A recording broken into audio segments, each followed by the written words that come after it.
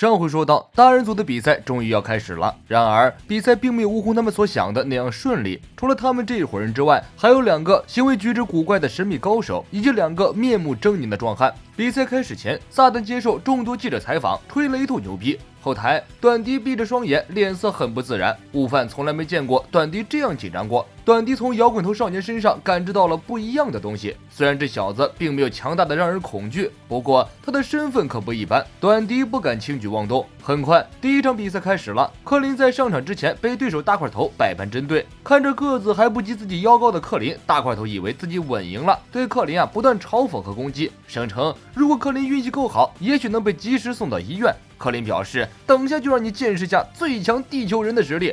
2人走上擂台，观众席一片欢腾，人们都想看到克林被狂虐的暴力场面。观看弱者被虐杀，虽然在道德上说不过去，但往往能直击人们内心深处的残暴。每个人心中都住着小小的怪兽，而这个怪兽总会在恰好的时刻被唤醒。主持人宣布比赛开始，大块头扑向克林，克林以为要开打了，累了，赶快让这一切都结束吧，别再让这个人污染我的双眼，侮辱我的智商了。大块头突然停住脚，接着非常灵活的表演了几个空翻，看得克林目瞪口呆，这是什么即兴节目吗？要不要这么拼？大块头要求先让克林一拳，克林一愣，这种要求我这辈子都没有听过。于是克林一拳击中大块头肚子上的五花肉，大块头哀嚎一声，克林连扇了大块头几个耳光，飞起一脚将大块头踢出场外，简直惨绝人寰。这么大块头被揍得毫无还手之力，几乎是被秒杀。克林象征性的举了一下拳头，在一片欢腾中走下擂台。第2场比赛由短笛对战摇滚头少年，短笛沉着脸一言不发。克林从未见过短笛这副模样。当主持人宣布比赛开始的时候，短笛什么也没说，默默走上擂台，和摇滚头少年隔着20多米的距离对视，谁也没有动手。台下观众等急了，嚷嚷着退票。主持人拿着话筒提醒2人，比赛时间没剩下多少了，快点开始吧。短笛一见摇滚头，身体就忍不住的颤抖，想要攻击，但身体却不听使唤。这种感觉自己从未有过，即便是面对弗利萨，自己也不曾如此。眼前这家伙气质不一般，到底是什么人？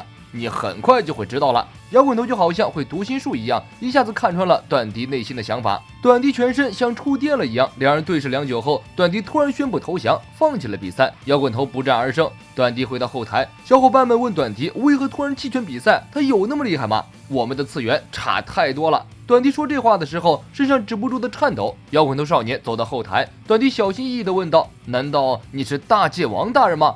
不，他才不是大界王，他是界王神大人。短笛的脸又被吓绿了。界王神那比大界王等级还要高，按照层级来说，他这种前任的地球天神是连面都见不到的。主持人宣布第3场比赛开始，比迪利和面目可憎的光头肌肉男上场对战。因为是撒旦的女儿，比迪利的人气很高，一登场便迎来了一系列的欢呼声。比迪利很厉害，比赛一开始便先发制人，连续攻击。光头肌肉男根本没有还手之力，很快便被打倒。所有人都以为比迪利稳赢了，然而光头肌肉男又站起身来，毫发无损，耐揍得很。第2回合开打，肌肉男还是占据下风，被比迪利几招打趴。然而这个家伙好像拥有无限体力，一次次被打倒，一次次站起身来，直到把比迪利累得气喘吁吁，体力不支。全场都在为比迪利的绝对优势而鼓掌欢呼，只有比迪利心里清楚，这场的对手有点棘手。悟空和贝吉塔发觉势头有点不对，这个肌肉男杀气很重，全身的力量过于紧绷，气息一点没有减弱，肯定不正常，大概是被什么疯狂博士改造过的狂战士之类。当肌肉男再次站起来的时候，比迪利使出浑身力气，一套重击连招，最后一下膝盖攻击直接击中肌肉男的下巴。如果是一般人的话，这一下已经足够让他昏死过去了。可肌肉男再次站起身来，脸上挂着惊悚的笑容，观众们的脸色大变。后台的悟空劝悟饭让比迪利放弃比赛，那个家伙绝对不是普通人。就在悟饭犹犹豫豫的时候，肌肉男走进比迪利，一巴掌将他击飞，接着又是一脚将比迪利踢出界外。比迪利利用悟空术停滞在半空中，把自己的身体拉了回来。这里如果比迪利不会悟空术就好了，也不至于被肌肉男揍到半瘫痪。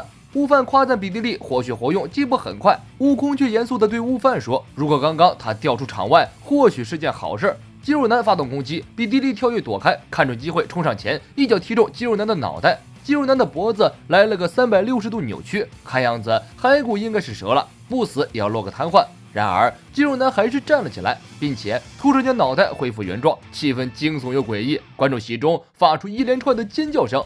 比迪利目瞪口呆，肌肉男一脚将比迪利踢飞，正中他的鼻子，鲜血止不住的流了出来。为了躲避肌肉男的攻击，比迪利飞到空中，想要在空中恢复一下体力。万万没想到，这个肌肉男也会悟空术。以前与肌肉男相识的选手纷纷感叹，肌肉男变化太大，变秃变强了，也变得不正常了。肌肉男飞到比迪利上空，使用气功波打向比迪利，这一招彻底把比迪利吓傻，正面接下气功波跌落到擂台。看样子比迪利没受到什么伤害，其实是肌肉男收敛了力量。如果杀了比迪利会失去比赛资格，所以故意手下留情。悟空一眼看出端倪，这个肌肉男掌握的悟空术和气功波明显不是自己修炼得来的，而是通过某种力量强行附加的。至于是什么原因，暂时就不得而知了。比迪利丝毫没有想要放弃认输的打算，换句话说，他还没意识到对手的恐怖。这便是普通武者和高手之间的差距，行家一出手便知有没有。高端玩家已经发现了对方的可怕，而低端玩家还在给自己打鸡血，不抛弃不放弃，我一定不会输的。比迪利再次出击，狠揍了肌肉男几拳头。肌肉男微微一笑，一脚将比迪利踹飞，接着一个肘击直接击中比迪利的腹部，将比迪利摁在地上，一顿重拳出击。比迪利起身反抗，肌肉男越打越兴奋，将几乎跌出场外的比迪利拉了回来，继续暴虐。工作人员跑到后台通报撒旦，比迪利已经被人打得遍体鳞伤了。撒旦根本不相信这种事情，在他的认知里，能打倒自己女儿的只有自己。撒旦没有在意，只是告诉工作人员，等我女儿赢了再告诉我。悟饭大声呼唤，劝比迪利认输。比迪利并没有理会悟饭的警告，爬起身来继续反抗。肌肉男抓着比迪利的脑袋，用拳头狠砸他秀气的脸，打得血肉模糊，十分残暴。主持人实在看不下去了，逮住一个机会劝比迪利投降。可是比迪利头铁还倔强，不仅不服输，而且又一次站了起来。肌肉男笑得非常变态，抓起比迪利的头发，狠狠用膝盖撞过去，接着将他丢在地上，用脚踩住他的头，一点点的用力。比迪利惨叫不止，这样下去，比迪利的脑袋就会像西瓜一样爆开。主持人吓得瑟瑟发抖，他主持天下第一武道会这么多年了，从来没见过如此残暴的选手。这不是为了比赛来的，是为了虐杀别人而来的，不正常，绝对不正常。悟饭怒不可遏，怒气值一点点提升，接着暴气变身超赛，向擂台冲上去。混蛋，我绝对饶不了你！就在悟饭马上要手撕了肌肉男的时候，另一个肌肉男2号发话，制止了暴徒的行为。住手！我们来不是做这种事儿的，快点打赢了就走。肌肉男一愣，乖乖地将比迪利丢出场外。比赛终于结束，主持人宣布比迪利出局失败，肌肉男获得胜利。悟饭跑过去将比迪利抱起来送去医务室。比赛结束了，撒旦这才相信了工作人员的话，一路嚎叫着闯进医务室。比迪利拜托悟饭要替自己打败肌肉男。撒旦一眼就看出两人关系不一般，那个小子什么来路？看起来柔柔弱弱的，没什么功力，不要找那些比老爹弱的人谈恋爱呀。悟空瞬移去猫仙人那里取仙豆，猫仙人提醒悟空不可粗心大意，自己有一种不祥的预感，恐怕要有大事发生。本期内容就是这些，看似平平无奇的天下第一武道会，没想到竟然暗流滚滚，危机四伏。接下来还会发生什么样棘手的事情呢？我们下期再说。